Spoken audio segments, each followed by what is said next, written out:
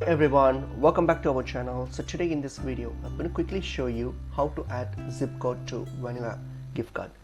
So let's get into the video. So firstly, open up your browser, go to their website which is vanillagift.com. So just go to your vanillagift.com, and once you're on your home page, okay, you can just search for vanillagift.com and then just open up this page here. So once you're on your home page here, so now log into your account. So if you have an account, so log into your account. We can just create one account, it's pretty easy.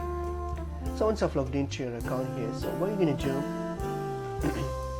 you will get to this page here. So here, so what we're going to do, that's your home page. Once you've signed in, click on these check balance option. So click on it, and then when you get to your check balance option here, enter the card number of your Vanilla gift card. Just enter the card number and the expiration date.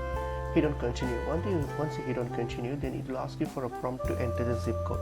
So all you have to do is simply enter the zip code, hit on continue, and complete the process. And that's pretty much it. So that's how simple. You just have to enter your zip code by just logging in, and that's pretty easy and straightforward. Hope this video was helpful. I will see you in another video. Thank you.